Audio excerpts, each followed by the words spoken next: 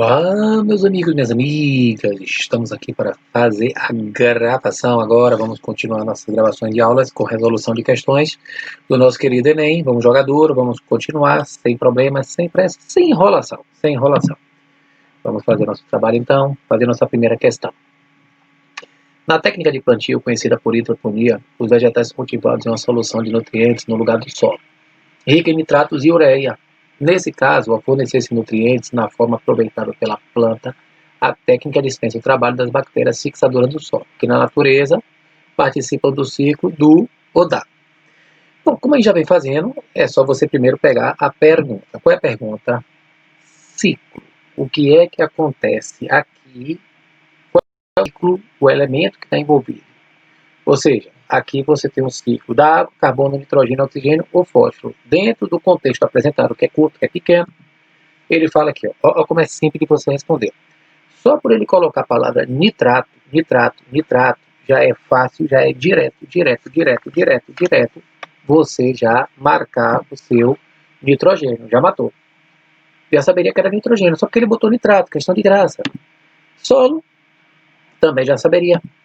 Ureia, composto nitrogenado. Então você já mata essa questão, essa primeira de graça, essa primeira excepção de graça, para você poder se empolgar para fazer as outras, tá certo? Até porque essa segunda, ela é grande, mas ela é fácil. Lê aí, porque eu não vou ler não, é muito grande. Lê aí, pausa o vídeo, dê uma lida, daqui a pouco a gente volta. Mas não queria esperar porque você pausou, né? Então vamos lá no tempo real, já que você já pausou, já leu, vamos nós. Não. Qual é a pergunta? Na reação global de funcionamento do bafômetro, os reagentes produtos desse tipo de célula são. Então ele está lhe perguntando, nessa reação global, quem são os reagentes e produtos? Como é que eu sei uma reação global? Eu tenho que pegar a primeira equação, que é essa daqui de cima, essa primeira, e pegar a segunda equação. Agora é bom você colocar seta embaixo de seta, e aí você vai fazer uma soma. A equação global nada mais é do que a soma de duas ou mais equações. Como temos duas, vamos somar. E para somar, você deve cortar isso aqui, ó, H mais com H mais. 2H mais de um lado com 2H mais do outro. Cortar os H mais, porque você tem membros, são substâncias iguais em membros opostos. 2 elétrons também. 2 elétrons com 2 elétrons. Pode cortar aqui também, tranquilo, de boa, sem problema, tá certo? Agora é só escrever a sobra. C2H6O, que é o álcool, você vai colocar aqui, ó, mais a outra substância, que é meio de O2, vem a setinha, a outra substância, que é C2H4O, mais H2O. Então aí você tem a equação global, onde quem vem antes da seta são os reagentes, quem vem depois da seta são os produtos. E aí vai matar agora para resolver a questão. O que é que ele fala na letra A? Álcool expirado como reagente, sim, o álcool está aqui como reagente, água, elétrica e H+, como produto. Não, só tem água como produto. Elétrica e H+, já foram cortados. Oxigênio do ar e H+, como reagentes. Não, H+, já foi cortado. Apenas o oxigênio do ar como reagente. Não, além do oxigênio tem o C2H6O. Apenas o álcool expirado como reagente. Não, você tem o álcool e o oxigênio. É o oxigênio do ar e o álcool expirado como reagentes, certo? Oxigênio e álcool. Água e C2H4O como produtos, de graça. Questão tranquila, questão de boa, mas que muita gente ficou com medo porque achou que era grande coisa, mas não é. Tá certo? Show de bola. Coisa é a questão, uma das questões mais fáceis de serem resolvidas, mas tornou-se uma das mais difíceis pelo tamanho, pelo texto, por tudo. O povo se atrapalhou com sua beleza nessa questão. Fica à vontade, quem quiser, porque ela realmente é grande. É grande mesmo. É grande, mas ela é fácil. Agora, infelizmente, pelo texto, pelo contexto, pelo desenho, por tudo, o povo acabou errando. Mas joguem duro aí. Estudos mostram o desenvolvimento de biochips utilizados para auxiliar o diagnóstico de diabetes mellitus, doença evidenciada pelo excesso de glicose no organismo. O teste é simples e consiste em duas reações sequenciais na superfície do biochip. Entre a amostra do soro sanguíneo do paciente, enzimas específicas e reagente, iodeto de potássio, conforme mostra a imagem. Após a adição do soro sanguíneo, o fluxo desloca-se espontaneamente da esquerda para a direita, promovendo reações sequenciais conforme as equações 1 e 2.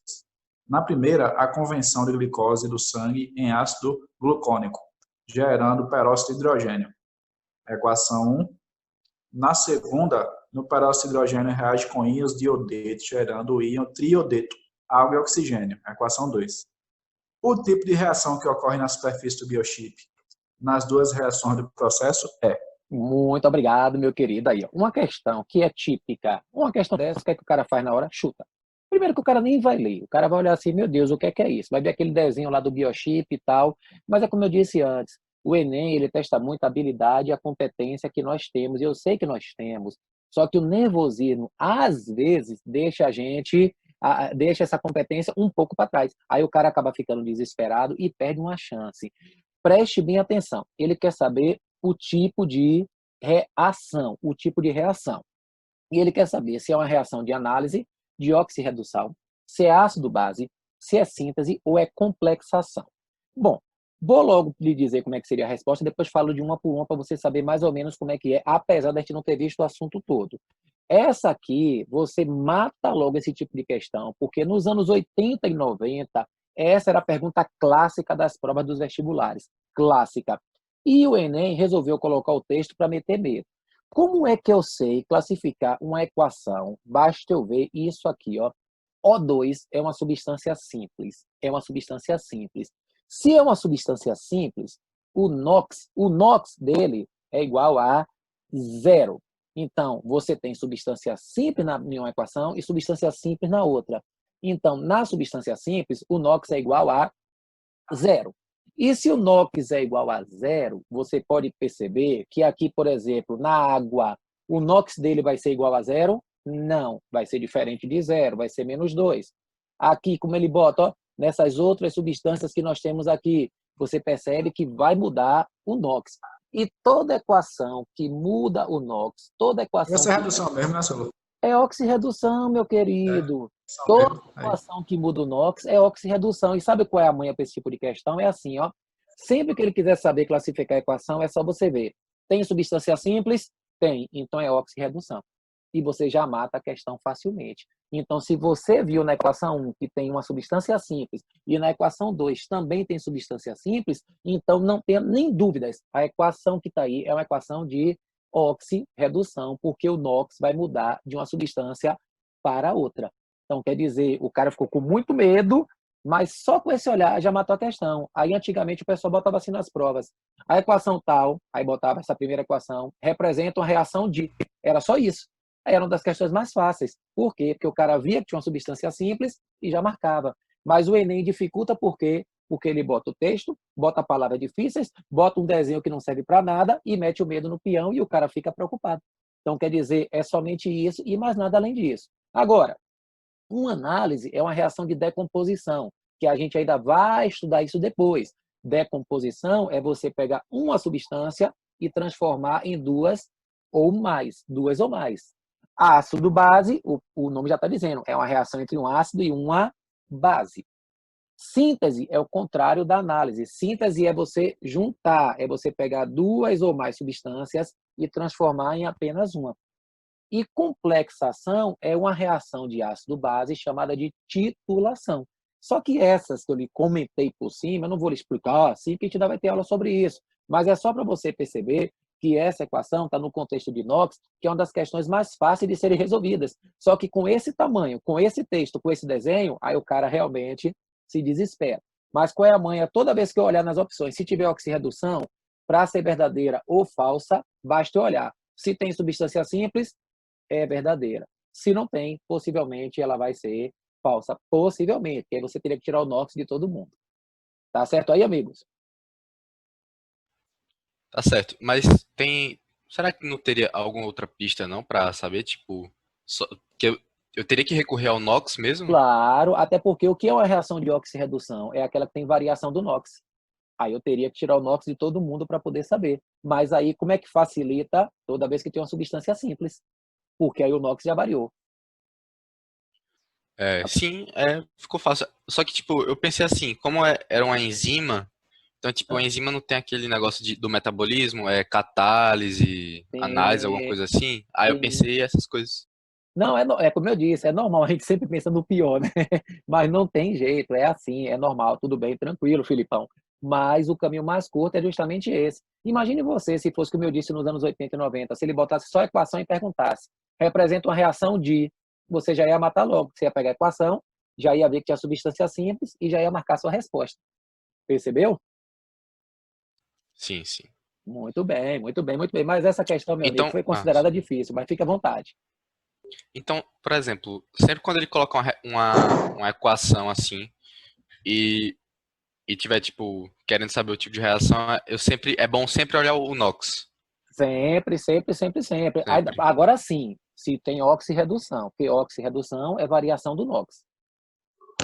Nas opções tem oxirredução, Certo. sacou? É Isso. porque na hora da prova do Enem, o que é que a gente tem que fazer? O olho do gato, como diz o povo, né? E o olho do peixe. O cara viu a pergunta e já olhou as respostas. Então a resposta é oxirredução. Para eu marcar o preliminar, eu vou logo no mais fácil, que é a substância simples. Percebeu?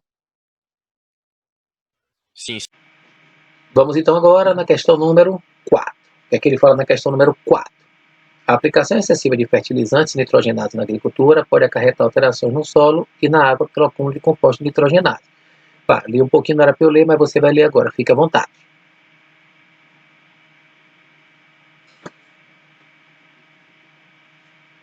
Qual é a pergunta?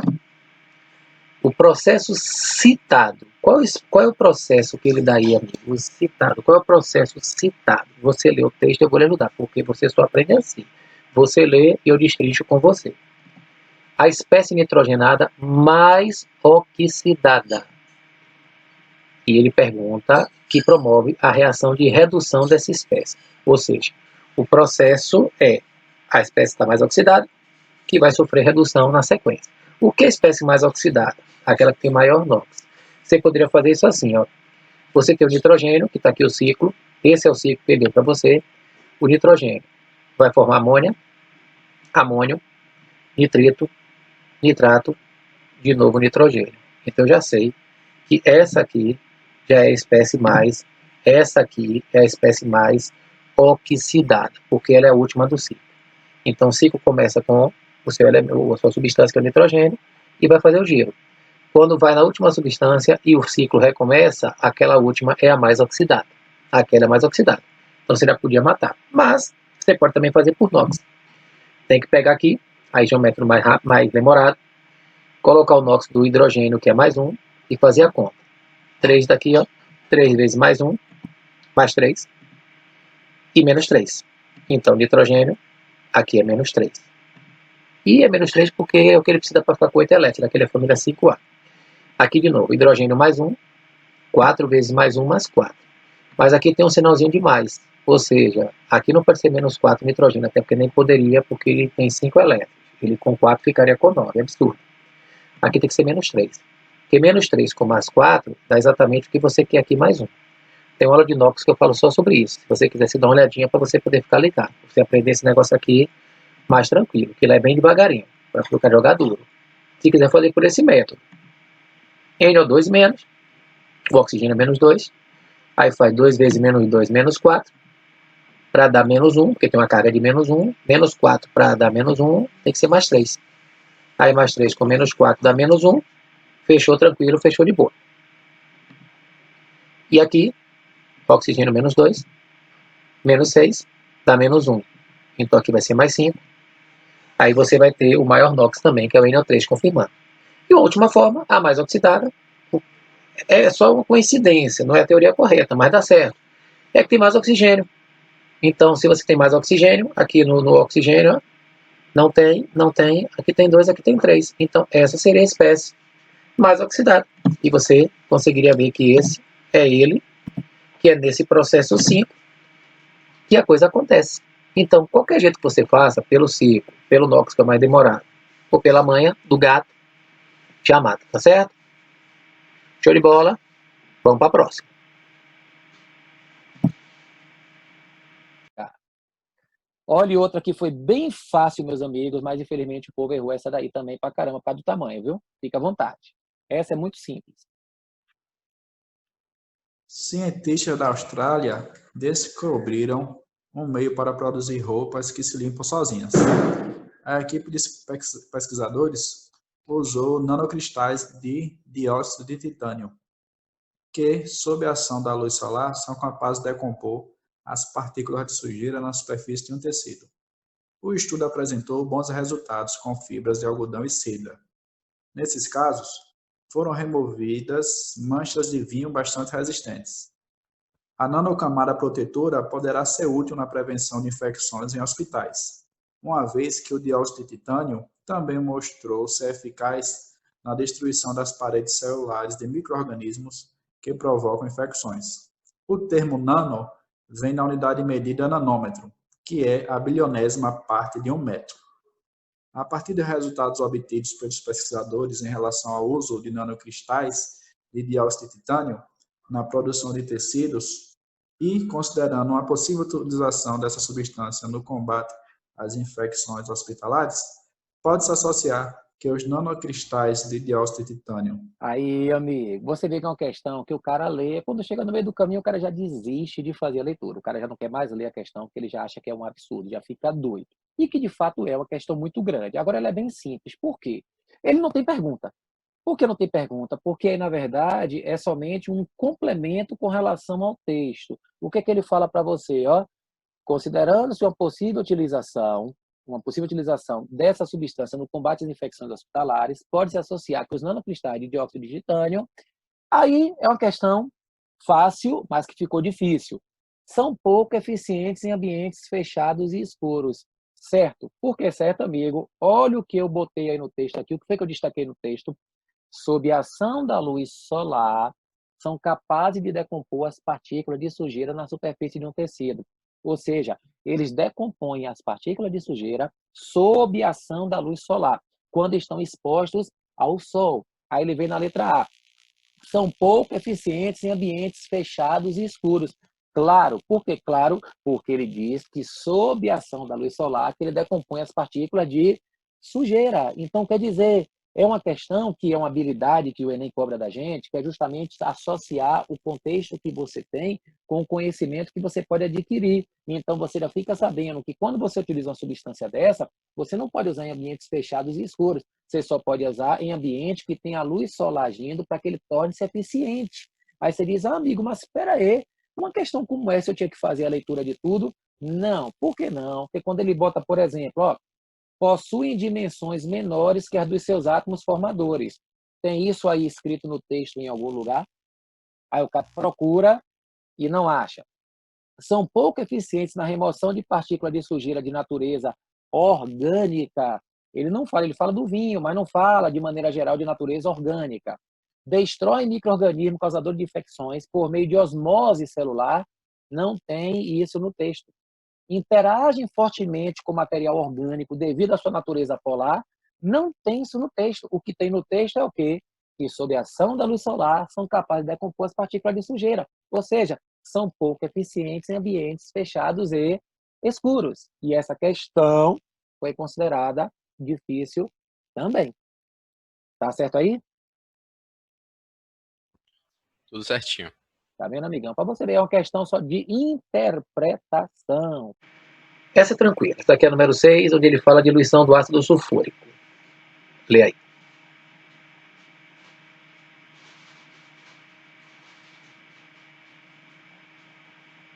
Bom, agora o que é que nós temos aqui? Vou botar um fundinho para você e vamos jogar duro. O que é que nós temos?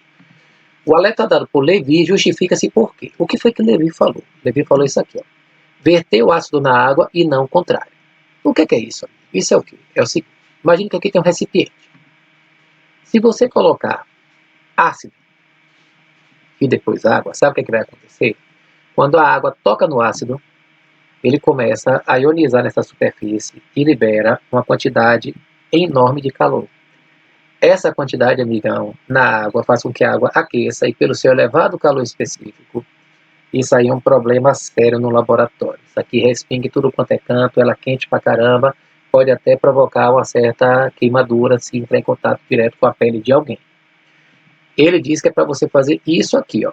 Aqui você deve ter a água e depois jogar o ácido. Porque o ácido, quando entra em contato com a água, o que acontece? Ele vai liberar calor. Só que esse calor que ele libera, vai para o ar, que o calor específico é menor e a quantidade é bem maior. Então é como se ele se espalhasse tranquilamente ali de boa, e aí você não teria nenhum tipo de problema com relação a quem está fazendo o manuseio desse tipo de experimento. Então, quer dizer, o grande lance aqui, o grande problema, é que ácido em água, meu querido, a reação é fortemente exotérmica. É calor demais, não é explosiva. Isso aqui libera calor que provoca certa queimadura, tá certo? A água provoca neutralização? Não. Quem neutraliza o ácido é uma base. A mistura final de água e ácido separa-se em fase não tinha esse tipo de uma reaçãozinha, né, básica. A água inibe a liberação dos vapores provenientes do ácido, não é nada de vapor de ácido, é você fazer o processo de ionização, certo? Jogue duro e vamos para a próxima. Ok. Vamos lá, tem mais uma de ácido aí pra gente jogar duro. Fica à vontade.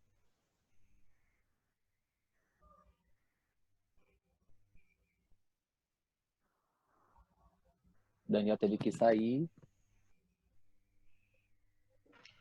Os tubos de PVC, material organoclorado sintético, são normalmente utilizados como encanamento na construção civil. Ao final da sua vida útil, uma das formas de descarte desses tubos pode ser a incineração. Nesse processo, libera-se HCl, cloreto de hidrogênio, dentre outras substâncias. Assim, é necessário um tratamento para evitar o problema da emissão desse poluente. Entre as alternativas possíveis para o tratamento, é apropriado canalizar e borbulhar os gases provenientes da incineração em... Muito obrigado, minha amiga. Então, o que é que ele nos fala? Uma questão já com um texto menor. Vocês já vão percebendo que aquelas questões de textos maiores eram mais antigas. Uma ou outra questão mais atual tem os textos grandes, mas vocês estão percebendo que, de maneira geral, eles estão diminuindo. Então, o que acontece aqui, amigo? Qual é a pergunta do cara? Ele quer saber o quê? Entre as alternativas possíveis para o tratamento, é apropriado canalizar e borbulhar os gases provenientes da incineração em... Qual é o problema? Qual é o problema? O que está acontecendo aqui? Está acontecendo é que está tendo liberação de HCl. E HCl é um problema porque ele quer que você trate esse cara. Por quê? Porque HCl, quando reage com água, ele produz um quê, amigo? Ácido. Então, o HCl, ele produz ácido. Aí você diz para mim, então quer dizer que o ácido é o problema? Sim, mas tem uma substância no planeta que é muito eficiente para neutralizar um ácido. Quem é capaz de neutralizar um ácido, meus amigos, é um ao quê? Base. Muito bem, meu querido. Então quer dizer que quem neutraliza um ácido é sempre uma base. Agora preste atenção, minha resposta teria que ser base, mas ele não botou. Ele botou água dura, água de cal, água salobra, água destilada e água desmineralizada. Aí você diz, e agora, amigo, o que é que eu faço? Bom, água dura, iremos estudar também no futuro próximo, é a água que é rica em sais, que é a água difícil do sabão espumar. Água difícil do sabão espumar. Água de cal é água rica em cálcio, ou óxido de cálcio, água rica em cálcio. Água salobra é água cheia de sal, com bastante sal. Água destilada é a água que não tem íons dissolvidos, é aquela que tem somente H2O. E a água desmineralizada é aquela que você tira todos os possíveis minerais. Des quer dizer retirar. Aí você fala, mas não tem nenhuma base aí. Realmente não tem. Mas se você observar, tem uma água aí que tem característica de base. Você sabe qual é a água que tem característica de base aí? Água de cal, não? Claro, meu querido. Por que água de cal? Porque quando ele fala cal, cal tem a ver com cálcio. E o cálcio, ele pertence à família 2 da tabela periódica. E a família 2 chama de alcalino terroso. E alcalino, meus amigos, alcalino é sinônimo de quê? Básico. Então, tudo que ele fala de cálcio, é sempre básico. Toda vez que ele fala de cálcio, é sempre básico. E a água que tem o cal é a água com cálcio. Então, água de cal é a água básica. Então, para neutralizar um ácido, eu preciso de uma base. E essa base está na água de cal. Então, perceba, ele fala que tem aqui, ó, entre as alternativas possíveis para o tratamento, é apropriado canalizar e borbulhar os gases provenientes da incineração em... Que problema é esse? Problema que libera o HCl. Eu tenho que ter um tratamento nesse HCl. Como o HCl vai ser um ácido, para neutralizar, para tratar um ácido, eu tenho que usar uma base. Como eu não tenho base nas opções, eu uso aquela que tem realmente o cálcio, porque ele tem caráter básico. Tá certinho aí?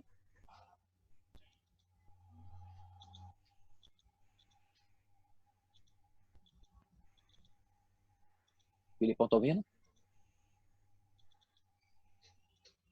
Estamos sim, professor, tudo certo. Tudo certo, muito bem, Ana, tranquilo, de boa, despreocupado. Aí, ó, já aumentou. Aí, ó, tem a ver com o que eu falei nesse instante. Essa aqui também vou lhe dar uma dica boa, viu? Fica à vontade.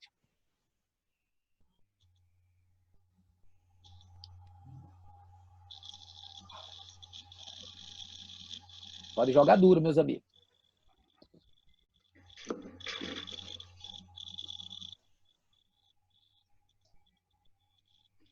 Oh, e agora? Com o aumento da demanda por alimentos e a abertura de novas fronteiras agrícolas no Brasil, faz cada vez mais necessária a correção da acidez e a fertilização do solo para determinados cultivos. No intuito de diminuir a acidez do solo de sua plantação, aumentar o pH, um fazendeiro foi a uma loja especializada para comprar conhecidos insumos agrícolas, indicado para essa correção. Ao chegar à loja, ele foi informado que esses produtos estavam em falta. Como só havia disponíveis alguns tipos de sais, o fazendeiro consultou um engenheiro agrônomo procurando saber qual comprar. O engenheiro, após verificar as propriedades desses sais, indicou ao fazendeiro o... Muito obrigado, meus amigos. Essa é uma questão clássica do Enem, que eu vou lhe dar uma dica para você responder de olhos fechados depois. Mas antes é o seguinte, ó. Qual é a pergunta dele? O engenheiro, após verificar as propriedades desses sais, indicou ao fazendeiro. Indicou o que ao fazendeiro? Por quê? O que é que o fazendeiro quer? Ele quer fazer uma correção da acidez. Ele está com solo ácido e ele quer diminuir essa acidez. Para diminuir a acidez, é necessário que você faça que o ácido reaja com uma, ok, amigo? Falamos nesse instante, reaja com uma base. Tem que reagir com uma base. Só que aí o que é que acontece? Não tem nenhuma base ali de novo, só tem sais, como ele disse no texto. Então, quer dizer, se eu não tenho base, eu posso resolver o problema de outra forma, não só posso, como devo. Quais são as substâncias mais indicadas? As mais indicadas sempre são essa daqui, ó, óxido de cálcio, que Juazeiro até vende bastante, tem as placas logo lá na ponte da cidade indicando. Ou isso aqui, ó, hidróxido de cálcio. Mas não tem nenhum nem outro, só tem sais, só tem sais. Aí você diz para mim, qual seria o sal mais indicado aí, amigão? Qual seria o sal mais indicado? Só pode ser quem aí, amigo? CaCO3. Por quê? Porque é o sal à base de quem? Cálcio. Ah, amigão, então eu posso fazer isso rapidamente? Pode, mas quimicamente seria assim. Preste bem atenção, preste bem atenção. Quando você pega esse sal e você joga água nesse sal, o que que acontece? Imagine que você vai ter dois produtos. Eu tenho meu recipiente, eu jogo esse sal que ele vai se dissociar em cálcio 2+, porque ele é da família 2, o cálcio, como nós falamos, é da família 2, e o CO3 vai ser 2-, CO3 vai ser 2-. Quando eu faço isso, eles vão para o meu recipiente, Ca2+ e CO3 2-. Beleza. A água, ela se autoioniza em H+ e OH-. Aí o que é que vai acontecer? A parte positiva do sal vai atrás da parte negativa da água. A parte positiva do sal com a negativa da água fica de que forma? Ca é 2+ e OH é 1-. Fazendo a inversão de cargas, você pega um aqui da hidroxila e coloca no Ca, no Ca. E 2 do Ca você coloca na hidroxila após o parênteses. Perceba que o que você tem é uma base. Então, o que é que isso quer dizer? Que esse sal, por isso que eu disse a vocês que ele age como base, que quando entra em contato com água, ele apresenta características básicas. Toda vez que você quer fazer correção de acidez do solo, ou você usa óxido de cálcio, ou você usa o carbonato de cálcio. Mas, além disso, você tem esse cara aqui, ó, o H+, se junta com o CO3 2-, que vai formar H2CO3. E H2CO3 é um ácido bem fraquinho, bem instável, que ele produz água e CO2. Ou seja, no solo só fica a base. Quer dizer, o solo está ácido, quando eu jogo sal, ele reage com água e produz uma base. Agora perceba, Filipão, aí, ó, para você fazer essa questão quimicamente, leva-se muito tempo. O cara tem que pegar o sal, tem que dissociar, tem que reagir com água, tem que fazer a produção da base para poder chegar a uma resposta.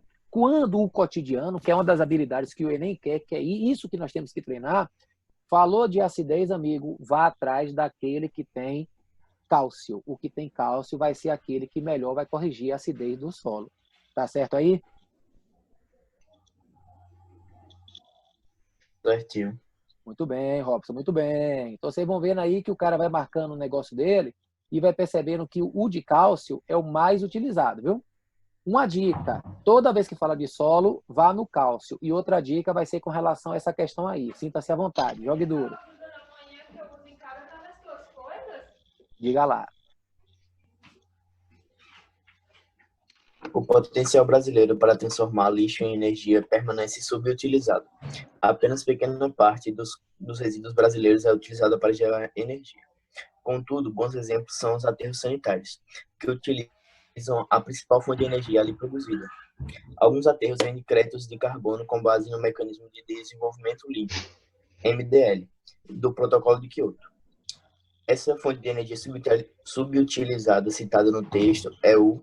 Aí, meu querido, muito obrigado. O que é que ele faz? Qual é a pergunta dele? Ele quer saber qual é a fonte de energia que está subutilizada, que é citada no texto. O que foi que ele citou no texto aí, amigo? No texto, ele citou resíduos brasileiros. Resíduos brasileiros. Aí você fala, qual é a energia que é produzida a partir de resíduos, a partir do lixo? Vocês saberiam me dizer qual é o gás que vem a partir disso daí, amigo? É o metano. Perfeito, Bianca, exatamente. Então, o que é que isso quer dizer? Sempre que ele fala de lixo, meus amigos, fezes de animais, o Enem já botou 5 questões dessa. É sempre a mesma coisa. Ele fala de aterro sanitário, fala de lixo.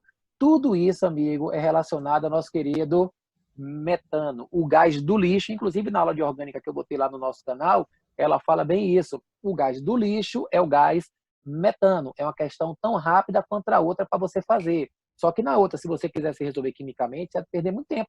Aí não, você vai na manha. E aí você vê, falou do solo, acidez, cálcio. Falou do lixo, metano, e pode ter certeza, você 2 questões que você vai acertar rapidamente na prova. Certinho aí? Certinho. Certinho, Robson, certinho. Agora vamos nos cálculos, começar os cálculos. Fica à vontade.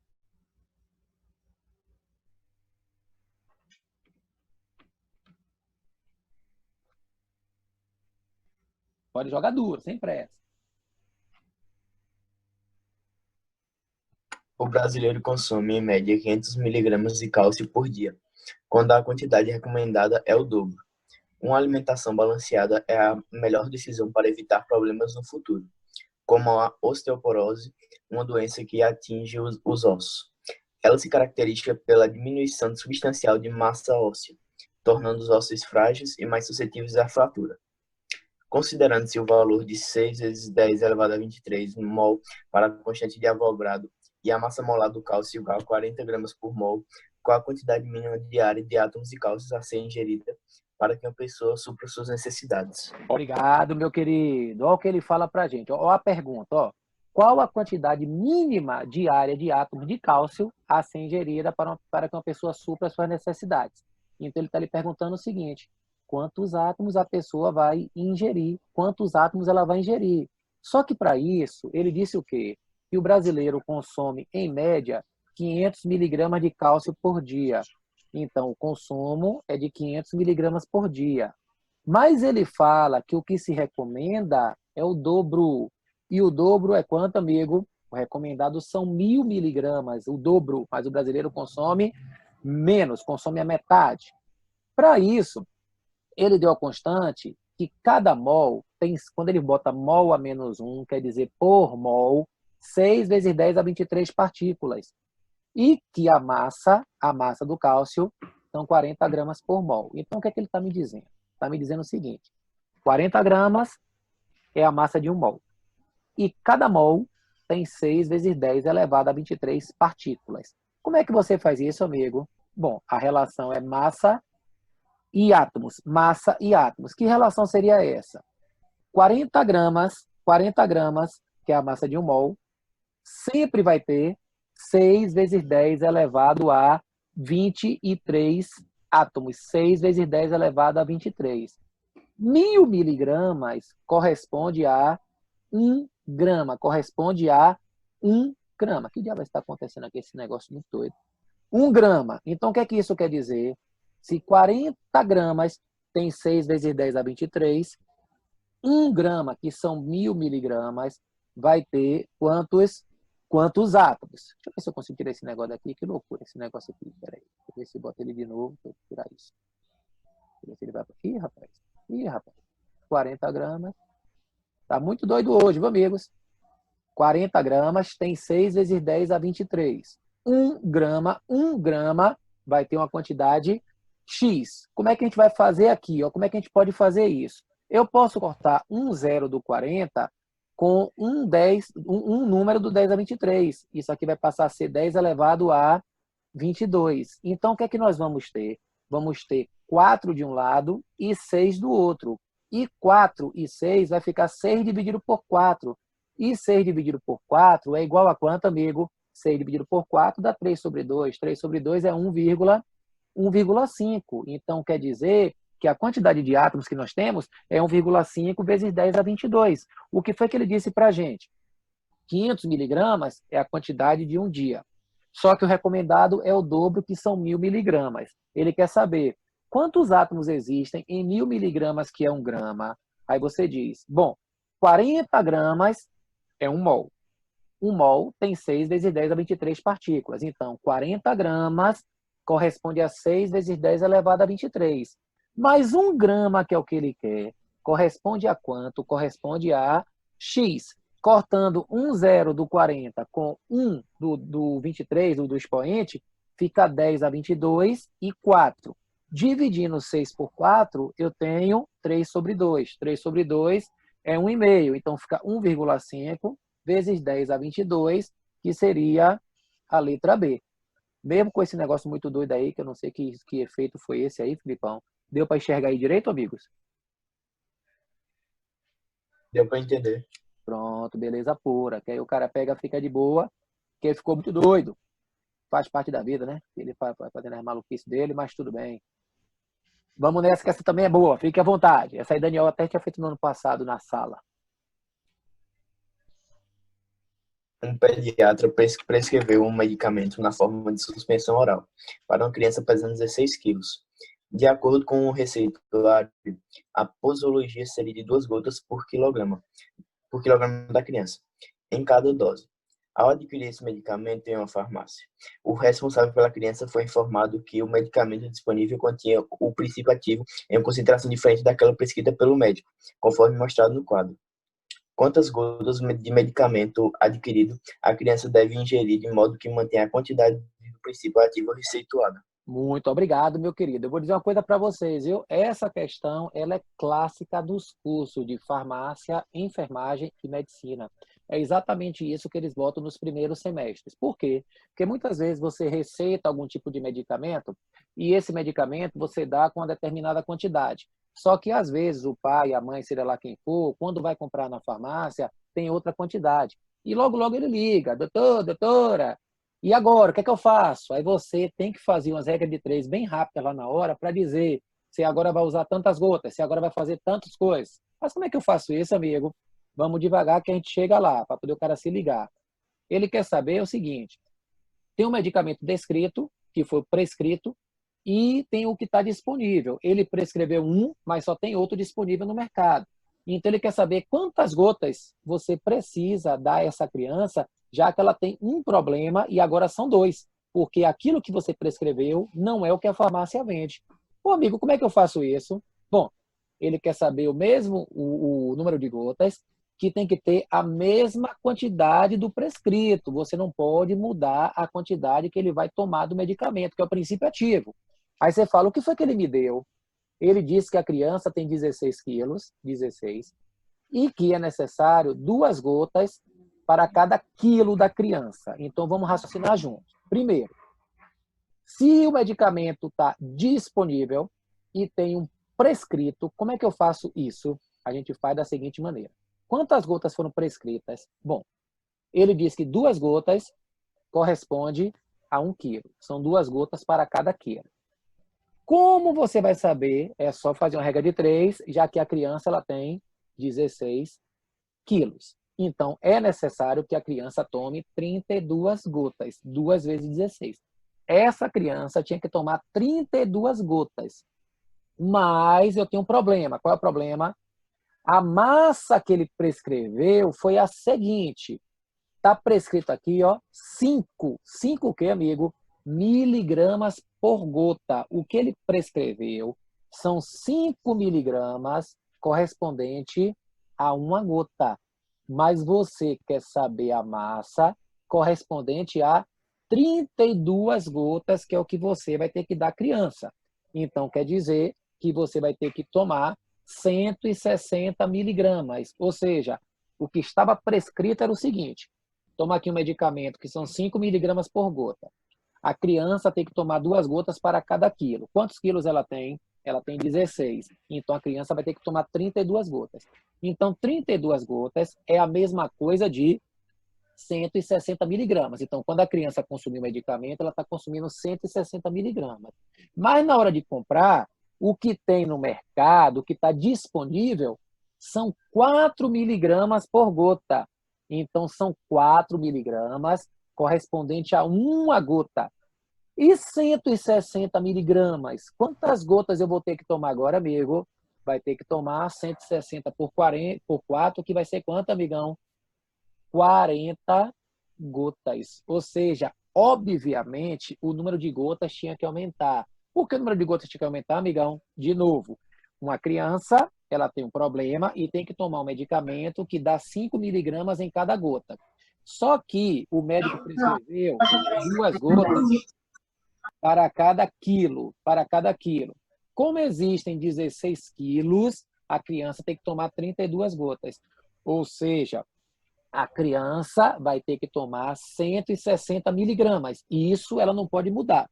O que muda é a quantidade de gotas, porque a quantidade de gotas não vai interferir na quantidade da massa se você aumentar ou diminuir proporcionalmente. Então, o que é que ele fez?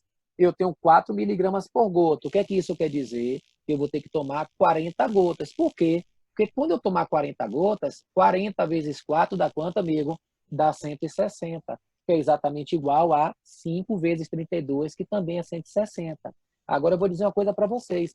Essa questão foi resolvida no olho. Por que no olho? O que está prescrito são 5, mas o que está disponível são 4. Ou seja, ele prescreveu 5, mas só está disponível 4. Se está disponível 4, você vai ter que tomar mais do que 32 gotas. Claro, que você tem uma quantidade menor, então vai ter que tomar mais gotas. Significa dizer que a letra A, B e C já estavam descartadas. Como 4 e 5 são muito próximos, 128 seria absurdo. Então, quer dizer que no chute, Filipão, aí, a gente chutaria na letra D também. Tá certo aí, amigo? Certo. Muito bem, Robson, muito bem. Então, vocês vão vendo que é assim que a gente vai fazendo na hora que a gente vai estudando. Vai prestando atenção e vai jogando duro, para poder o cara marcar para ficar de boa, tá certo? Essa questão muita gente errou, porque ela também tem 2 maneiras de fazer. Tem uma que é mais rápida e uma que demora mais. Eu vou fazer primeiro a demorada. Vamos fazer a leitura para a gente poder jogar duro. Fica à vontade. O álcool hidratado utilizado como combustível veicular é obtido por meio da destilação fracionada de soluções aquosas geradas a partir da fermentação de biomassa. Durante a destilação, o teor de etanol da mistura é aumentado até o limite de 96% em massa. Considere que uma usina de produção de etanol, 800 kg de uma mistura etanol por água em concentração de 20% em massa de etanol foram destilados, sendo obtido 100 kg de álcool hidratado 96%. hidratado 96% em massa de etanol. A partir desses dados, é correto concluir que a destilação em questão gerou um resíduo com a concentração de etanol em massa. Essa, meu querido, também muito obrigado. Foi uma questão clássica que todo mundo foi chutar. O povo chegou, olhou e disse, eu não vou fazer essa questão, não. E resolveu cair fora. É o seguinte, vamos com calma. O que é que ele fala? Ó, ele fala que você vai fazer uma destilação que vai gerar um resíduo. E esse resíduo vai ter uma concentração de etanol que ele quer saber. Você fala, como é que eu faço isso, amiga? O que é que ele está dizendo para mim? Ele está dizendo o seguinte, qual é o percentual em massa de etanol? Como é que você sabe que é percentual? Que as respostas estão dadas em porcentagem. Ele está lhe perguntando o seguinte, se eu pegar aqui, ó, eu tenho um limite de álcool que é 96% em massa. Você já deve ter ouvido falar que usa o álcool 96, álcool 96, álcool 96, coisa desse tipo. Então, como é que a gente faz aqui? Ó? Ele diz que existe um limite e que você tem uma mistura de 800 quilos que tem 20% de etanol. Uma mistura de 800 quilos. Você vai destilar essa mistura, que são de 100 quilos, vai chegar em 100 quilos para que você tenha 96% de etanol. O que é que ele está me dizendo? Que eu tenho 800 quilos, só que nos 800 quilos só tem 20% de etanol. Mas você precisa chegar no limite que é 96. Se é o limite é 96, você vai destilar, ou seja, você vai mandar boa parte da água embora. Então, o que é que você vai fazer? Eu vou transformar 20% em 96%. Como é que eu faço isso, amigo? Vamos devagar. Primeiro, eu sei que a mistura ela vai ter um resíduo. Por quê? A mistura era de 800 e passou a ser de 100. Ou seja, eu tinha 800 quilos da mistura e vou chegar em 100. Isso quer dizer que eu vou ter um resíduo de 700. Ou seja, 700 quilos de mistura eu não vou usar, porque eu estou com 800 e vou chegar em 700. Agora, na primeira mistura, que são de 800 quilos é o total, que é 100%. Qual seria a massa de etanol que corresponde a 20%? 20%. 2 vezes 8 dá 16, então quer dizer que 16 significa dizer que aqui vai dar 160. Então eu tenho 160 quilos de etanol. Aí ele fala, e na segunda mistura, a mesma regra de 3, só que não precisa fazer, mas eu vou fazer, porque os números são redondos. Se a mistura é de 100 quilos, 100 quilos é 100%. Qual seria a massa para 96%? Bom, se 100 é 100, amigos, é desnecessário fazer isso aqui, porque vai dar 96 quilos. Ou seja, na primeira mistura, que são 800 quilos, eu tenho 160 quilos de etanol. Na segunda mistura, que são 100 quilos, eu tenho 96 quilos de etanol. Isso quer dizer que vai ter um resíduo de etanol também. Por que um resíduo de etanol? Porque eu tinha 160 na primeira e passei a ter 96 na segunda. Isso quer dizer que o resíduo de etanol é igual a 64. Então, o que foi que ele fez? Eu tinha 800 com 160 quilos, passei a ter 100 com 96. Se 800 virou 100, sobraram 700.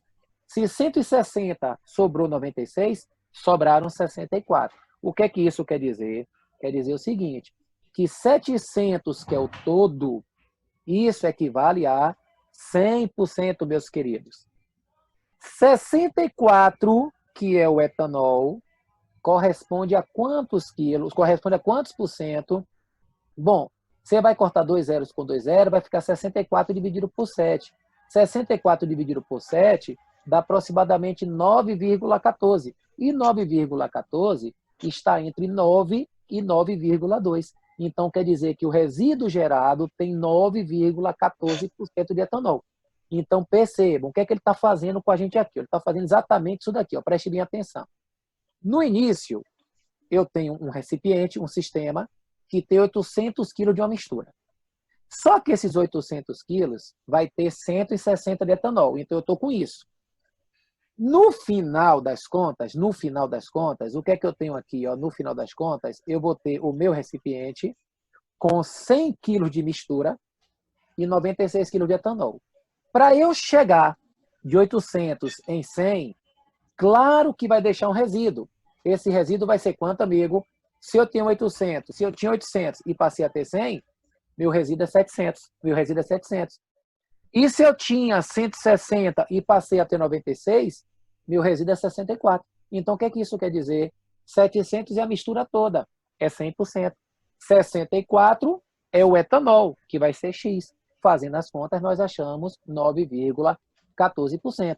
Agora, é uma questão que envolve interpretação e uma matemática. Agora, as contas não são ruins de fazer. Tá certo aí?